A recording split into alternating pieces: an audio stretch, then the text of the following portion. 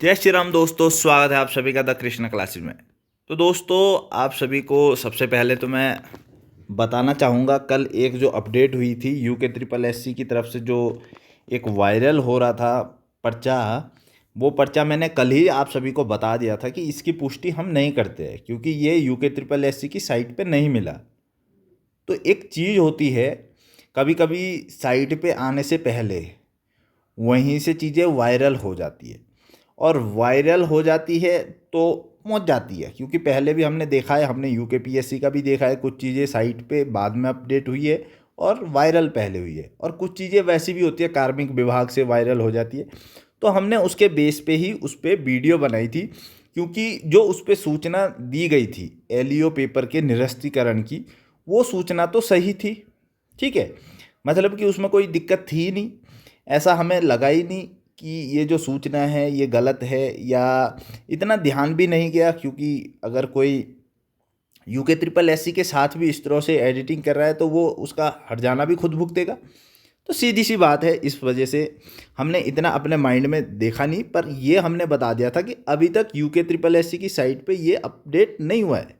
ये सही भी हो सकता है, गलत भी हो सकता है, क्योंकि वायरल चीज़ें कभी कभी हो जाती थी। तो उस बेस पे ही हमने वीडियो बनाई थी, बट हमारे को काफ़ी मैसेज आए, फिर हमने ध्यान से देखा उस चीज़ को, तो वो चीज़ ऐसी थी कि वो सच में यूके ट्रिपल एससी की जो सिग्नेचर है वो ऑफिशियल नहीं थे, वो फ़ोटो कॉपी टाइप के लग रहे हैं। तो वहाँ से हमें भी लगा कि वो फेक हो सकता है, बट बात वही है, हमने उस वीडियो को क्यों नहीं हटाया। अब उस वीडियो को हटाने का कोई औचित्य ही नहीं है, क्योंकि हमने स्पष्ट रूप से पहले कहा है कि ये फेक भी हो सकता है, यूके ट्रिपल एससी की साइट पे भी नहीं है। उसके बाद जो हमने अपडेट आप सभी को दी है, वो अपडेट तो दोस्तों सही है, एलईओ का पेपर नहीं होने वाला 20 तारीख को। वो तो हमें स्वयं जो अध्यक्ष जी है और सचिव साहब वहाँ पे बैठे थे, उन्होंने बताया है। तो फिर इसमें अपडेट को हटाने वाली कोई बात बनती नहीं है। अगर नए बच्चों ने देखा हो, और केमिस्ट्री को जो हटाने का बात चल रही है इतने टाइम से, हाई कोर्ट का डिसीजन है, नए बच्चों ने देखा होगा तो उनका तो भला हो ही रहा होगा उस चीज़ से कि भाई एलईओ 20 तारीख को नहीं है, केमिस्ट्री उससे हट चुकी है। तो इसमें क्या बुरा है अगर उन तक अपडेट जा चुकी है, ठीक है, और बच्चों को भी जा चले जाएगी। बाकी पुष्टिकरण हम नहीं करते हैं। अब बात करते हैं हम इस वीडियो की। ये जो आज आपके काफ़ी टॉपिक है, सबसे पहले तो ये भी चल रहा है कि वन दरोगा का जो एग्ज़ाम है वो 20 अप्रैल को होने वाला है या नहीं होने वाला। तो मैंने बता दिया है, वन दरोगा का एग्ज़ाम 20 अप्रैल को है। सीधी सी बात है, अध्यक्ष जी ने हमें, जब हम गए थे मिलने, आपको दिखा देते हैं कि हम यूके ट्रिपल एससी गए थे, ये हमने यूके ट्रिपल एससी का वीडियो भी बनाया है, ठीक है, वो पहले हमने डाला भी है, ठीक है, और काफ़ी दूर तक पहुंचा है वो वीडियो। फिर भी आपके समझ में अगर नहीं आ रहा है तो अब आप इस चीज़ को समझ सकते हैं कि हम यूके ट्रिपल एससी गए थे। ध्यान से आप इस चीज़ को देख लीजिए, ठीक है। अब दूसरी बात क्या है, दूसरी जो चीज़ है वो चल रही है कि अभी तक सिलेबस अपडेट क्यों नहीं हुआ। तो दोस्तों, हम खुद भी इस बात से चिंतित है कि अभी तक यूके ट्रिपल एससी ने सिलेबस अपडेट क्यों नहीं किया, जबकि उन्होंने कहा था कि हम 1-2 दिन में सिलेबस अपडेट करने वाले हैं। तो अब इसमें हमारा सबसे बड़ी बात यह है कि हम चिंता के अलावा इसमें कुछ नहीं कर सकते, क्योंकि आप लोगों को यूके ट्रिपल एससी आना नहीं होता, और हम डेली डेली जाएंगे तो उन्हें लगेगा ये पढ़ने वाले नहीं हैं, ये खाली फीली इस चीज़ के लिए आ रहे हैं। और वैसे भी दोस्तों, मैं सच बताऊं, मैं तो आपकी वजह से ही उसमें जाने वाला हूं। उतना खास मेरा इंटरेस्ट है भी नहीं है, एलईओ से लेकर तो बिल्कुल भी नहीं है, ठीक है। बस हमने फॉर्म भरा है आप सभी के साथ, बस उसी के रिगार्डिंग हम अपडेट दे रहे थे। बाकी हमारा इंटरेस्ट इन चीज़ों में अब बहुत ही ना के बराबर हुआ है। तैयारी कर रहे हैं नहीं कर रहे, तो हम इसका जवाब भी ना के रूप में देंगे। हमारी तैयारी थोड़ा सा फील्ड अलग हुई है, क्षेत्र अलग हुआ है, तो वहाँ से अलग हो चुका है। हल्का फुल्का हम रिवीजन करके पेपर देने चले जाते हैं। इससे हमें एक फ़ायदा ये भी मिलता है, क्योंकि हम पेपर, प्रैक्टिस सेट ये सब बच्चों के लिए बना रहे हैं, तो हमें आइडिया होना चाहिए कि बच्चों के लिए बनाने से पहले हम खुद उन पेपर्स को देखें कि क्या क्या उसमें बदलाव आ रहे हैं। तो ये एक टीचर के लिए ज़रूरी हो जाता है।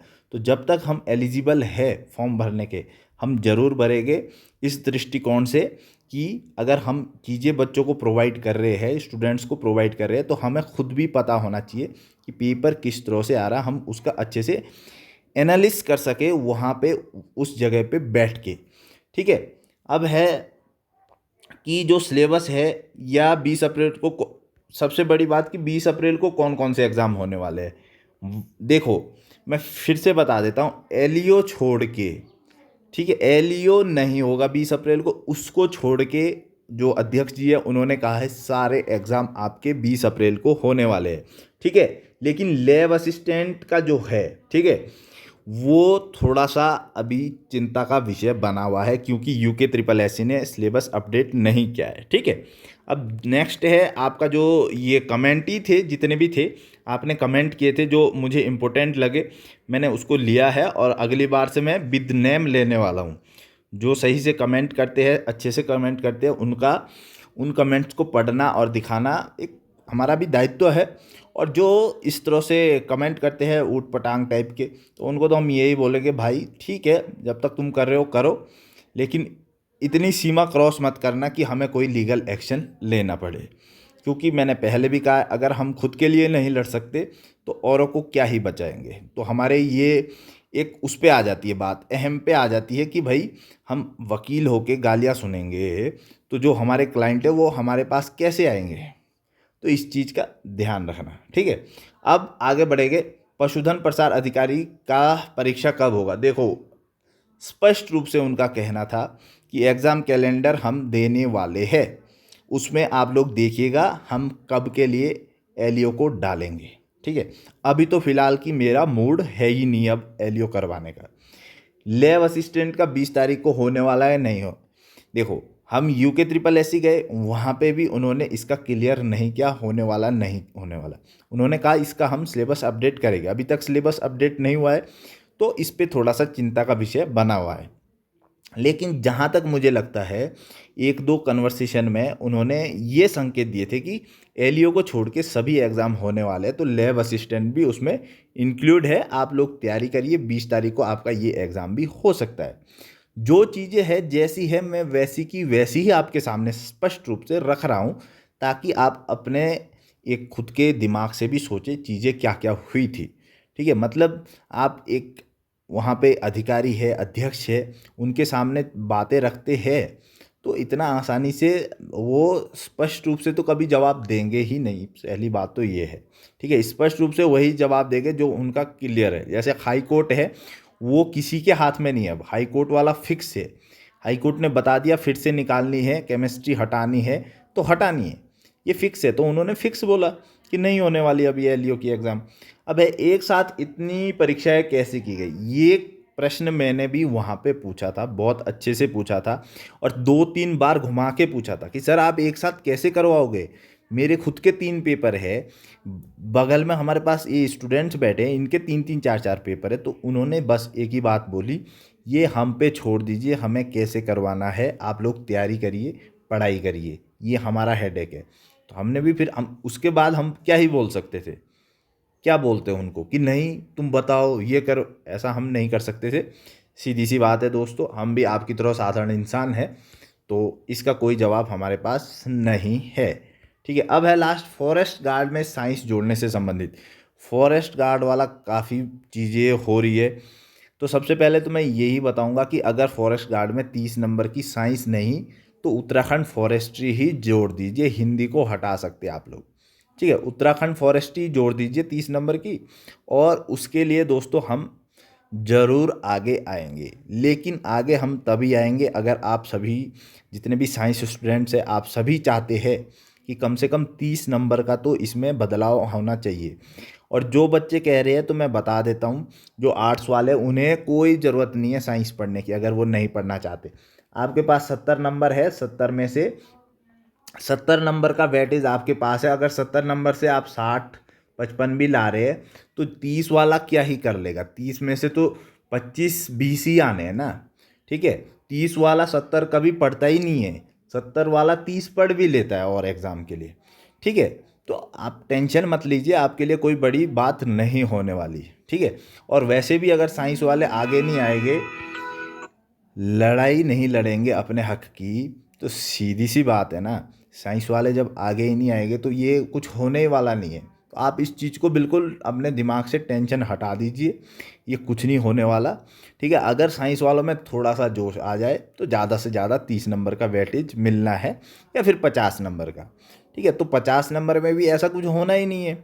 आपके पास तो 50 नंबर, आप तो उसमें महारत हासिल कर चुके हैं, उसमें आप 50 में से 45 लाने ही लाने हैं। और साइंस वाला तो अपने साइंस में ही 50 में से 30-35 में लटक जाएगा, और वहाँ तो 50 में से 10-15 नंबर भी ले आए, वो भी बहुत है।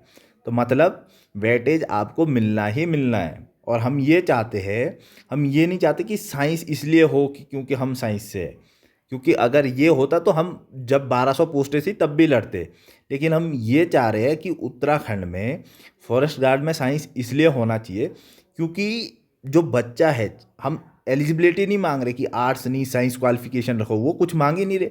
हम बस इतना चाहते हैं कि जो बच्चा है वो साइंस पढ़े, वो जंगलों के बारे में, ज़मीनों के बारे में समझे।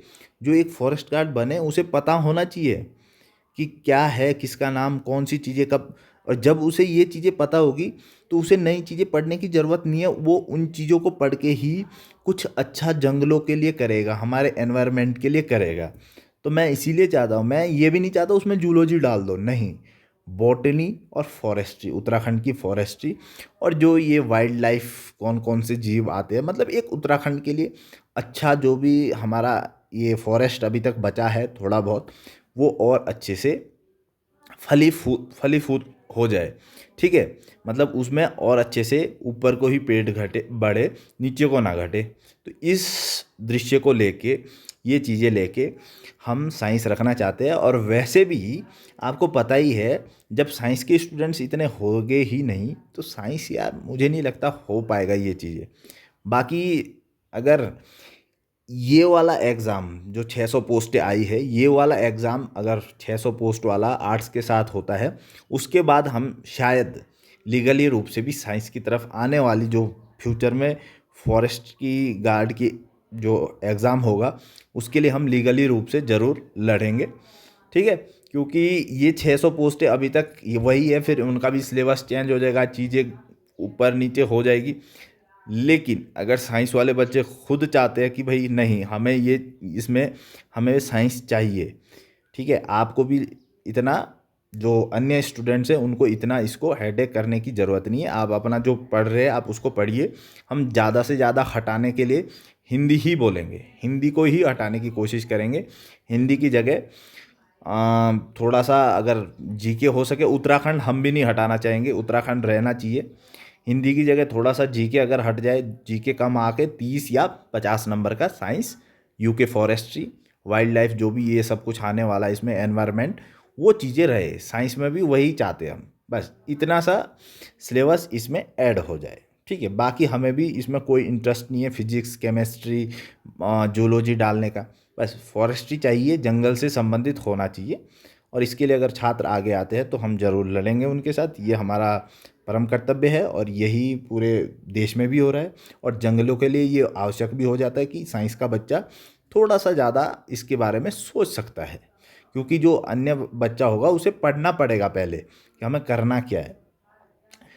तो यही बात है, बाकी आप सभी देख लीजिए जो भी होने वाला है इस चीज़ में। आज के लिए इतना ही, मिलते हैं अगली वीडियो में। जय हिंद, जय भारत, जय उत्तराखंड।